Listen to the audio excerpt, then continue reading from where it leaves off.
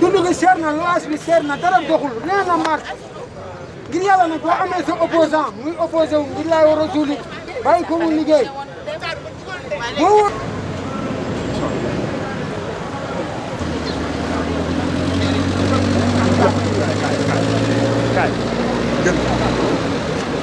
même de la provocation. C'est indigne de la police de notre pays. Mais on nous dit qu'il est au commissariat central. Les forces de l'ordre, on parle de forces de l'ordre, mais j'ai le regret de le dire, c'est des forces de désordre. Ils sont responsables de tout ce désordre qui est là. Trop, c'est trop. Mais résistez. Nous allons nous battre. Qu'il pleuve, qu'il neige, ce régime-là va tomber. Mais li xew c'est très simple. Non. On est au regret de vous dire que li xew tey c'est indigne d'une démocratie. Le maire Barthélémy Diaz, comme Ablaye Diouf Sarr, qui a le droit de sillonner les artères de la ville de Dakar, le maire Ablaye Diouf Sarr, candidat de Benno Bokk Yaakaar, bërki démb ak bërkaati démb ba tey ñu ngi koy gis muy dox fu ko neex ci Dakar te il a le droit de le faire. C'est exactement ce que Barthélémy tey loolu la doon def ñu invité ko mu doon waxtaan ak nit yi échanger ak nit yi la population de Dakar ñu interpeller ko dans son véhicule dans sa propre commune. Loolu ce qui nous a indignés dans un pays qui se dit démocratique. Cette démocratie chantée jadis par la communauté internationale. li ñu gis fi tey nit mënul nangu loolu tey fu ñu nekk le commissaire nous a dit que mu ngi commissariat central. Lii c'est des choses qui n'honorent pas notre République. Que nous le dénonçons jusqu'à la dernière énergie. Sénégal warul mën a demee nii. C'est un candidat déclaré d'une coalition. muy wër pour wax ak nit yi comme Ablaye Diouf Sarr ni ma koy defee on l'empêche de sortir même de sa commune. Ça nous ne pouvons le tolérer et nous ferons face. Voilà man maay Alioune Tall je suis son premier adjoint. ban pays bañ dëkk lañ nekk àdduna nañ ñu dimbali ngir yàlla àtte ñoo kii àtte leen ñoo moom ñun sonn nañ dee nañ. yeneen candidat yëpp ngi dox waaye kii da bu doxee da ngeen jàpp que lii mbaa jàmm waaye dimbale ñu kii candidat la comme yeneen candidat yi nañu may jàmm na kilifa diine wa lii may tax waaye muy def lu ko neex wax ñu ko dara tey bakam jaay ci dëkk bi ñu koy sonal fu la ko teg dama may parti jàmm candidat la nañ ko may jàmm lii lan la ni waaye dimbale ñu waaye may leen ñu jàmm waaye yow parce que ils ont peur waaye tapete kay def li ku tapete ñun jigéen ba tapete ñu ñun tapete ñu waaye yow.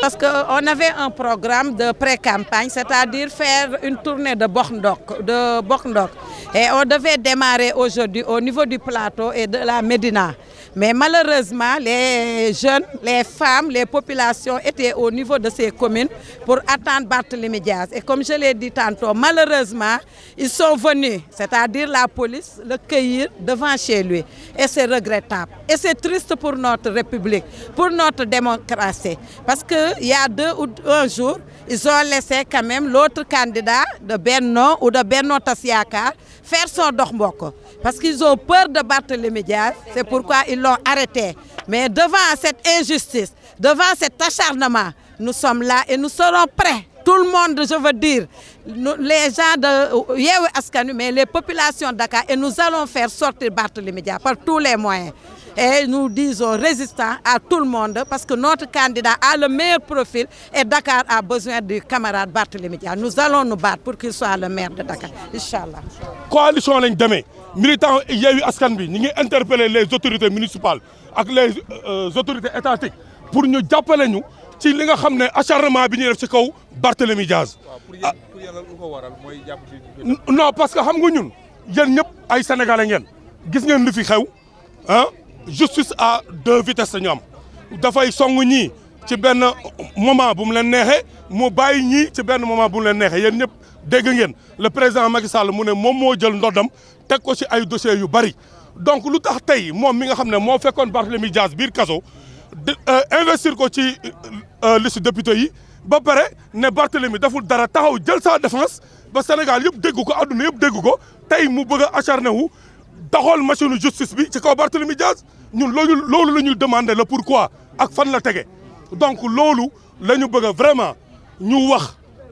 ñun en tant que sénégalais ndax Barthélémy Dias li muy def am na ci droit wala amu ci droit parce que dem dox sa ay mbokk xool sa ay militants fi ñu nekk un peu partout ci biir plateau bi ak ci biir Médina ak Dakar parce que c'est un Dakarois invité leen ci meeting bi nga xam ne dañ ko war a amal à Grand Yoff dimanche à partir de 15h loolu moo doon initiative bi donc li ñuy def nii ci kaw ñëpp acharnement la. léegi mi ngi ko yóbbu commissariat central.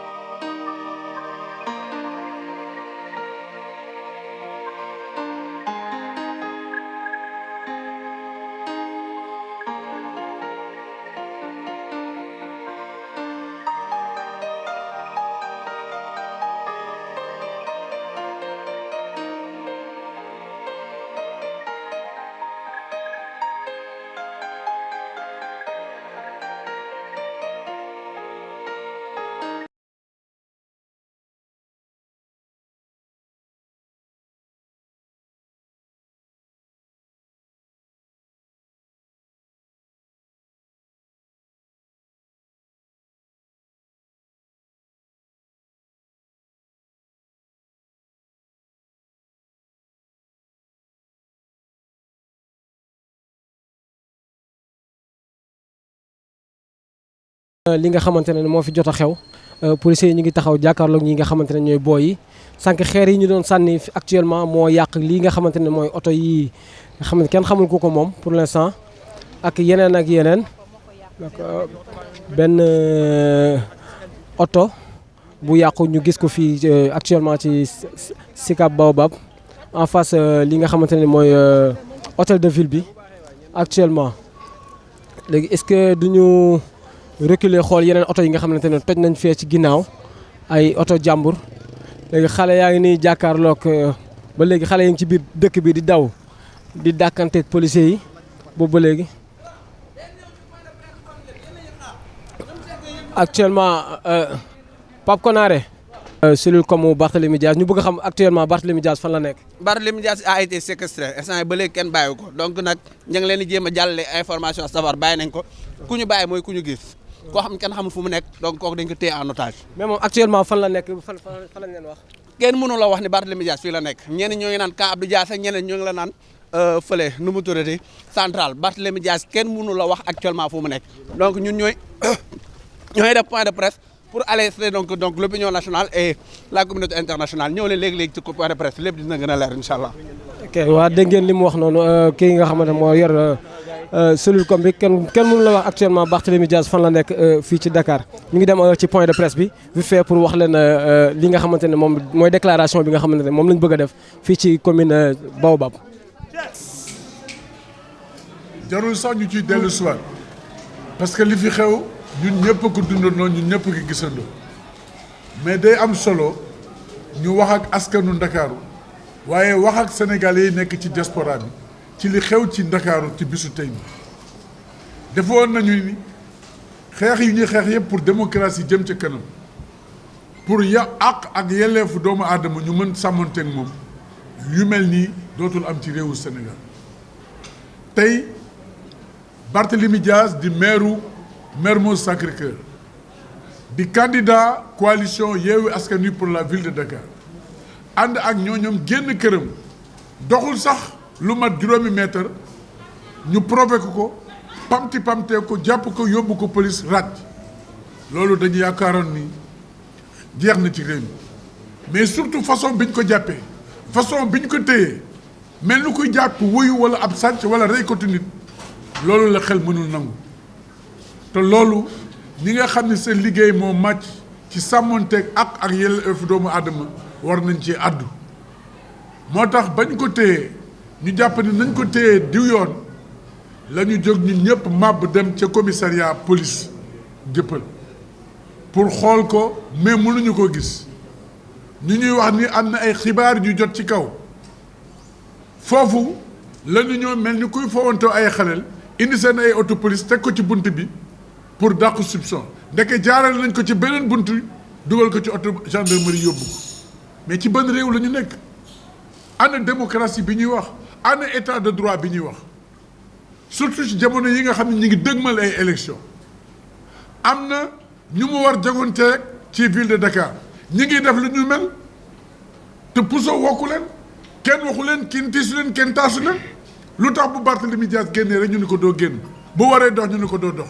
depuis kañ la dox dem ci askan wi nemmante askan wi nekk délit depuis kañ li ñuy wax duñu ko nangu kumba mu am ndey ak kumba mu am ndey duñu ko nangu ci réew mi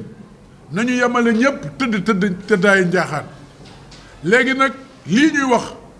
tàyyi nañu ci wax ji léegi jëf la ñuy def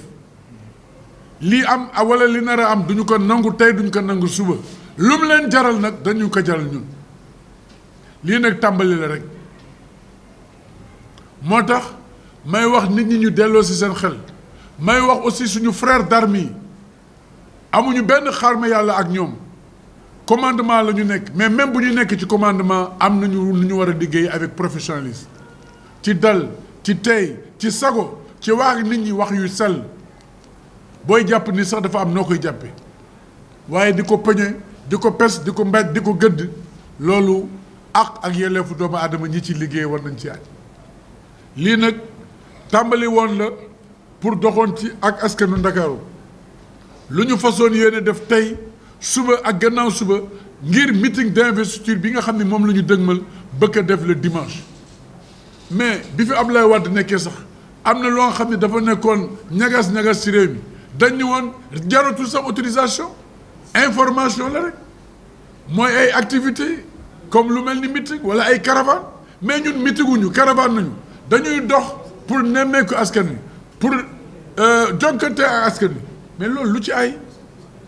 ñëpp ngi dox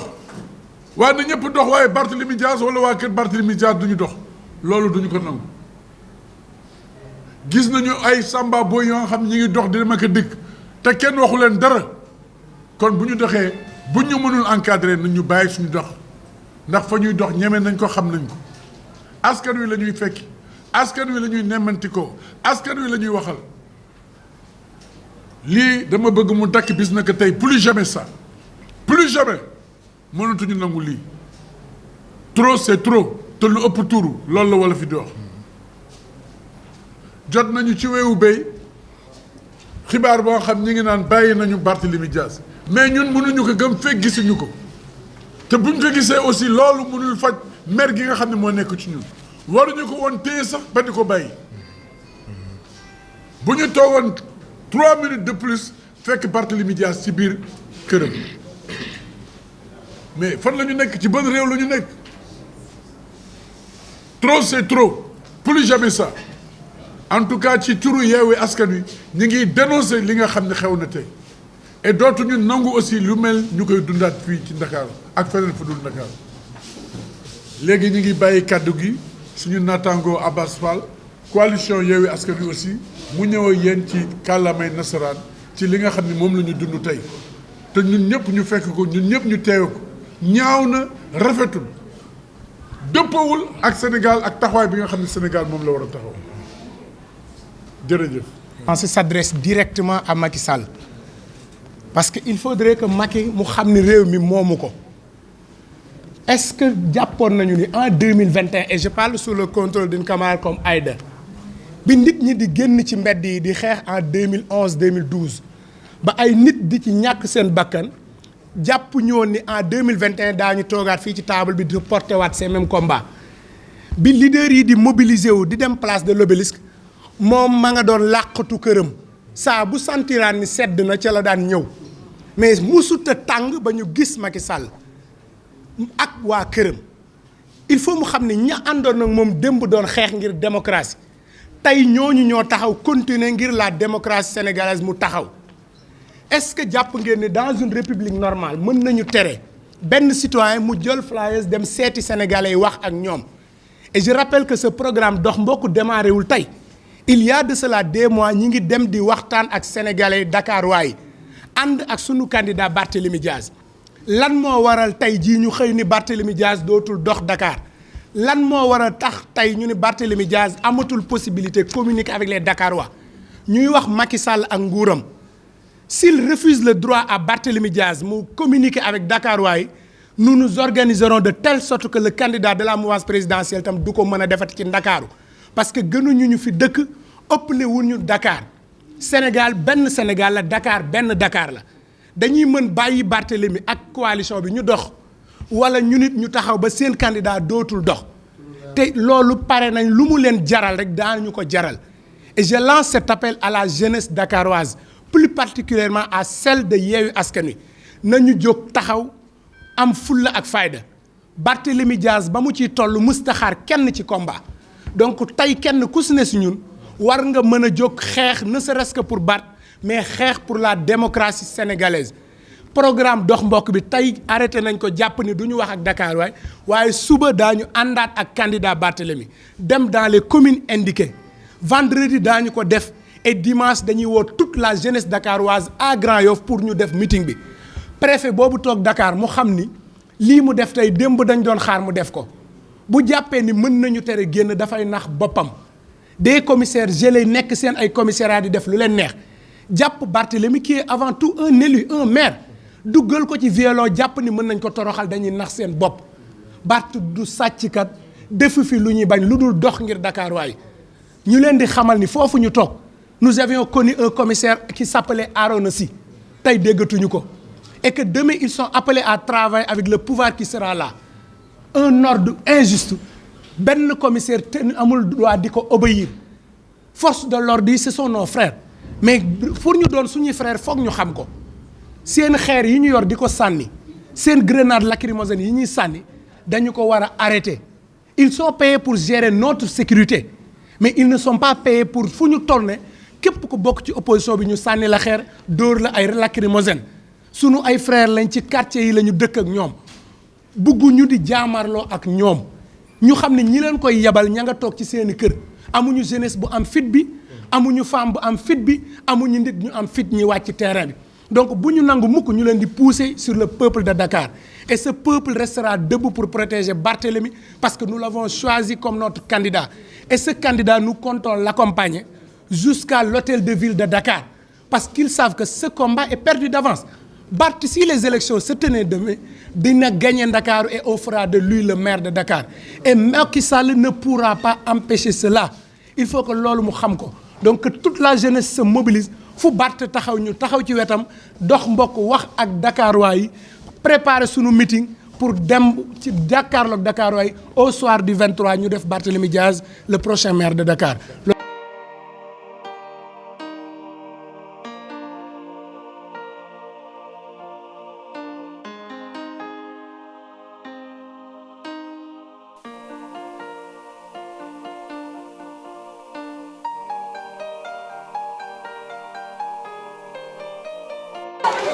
Qui arrive, on l'attend.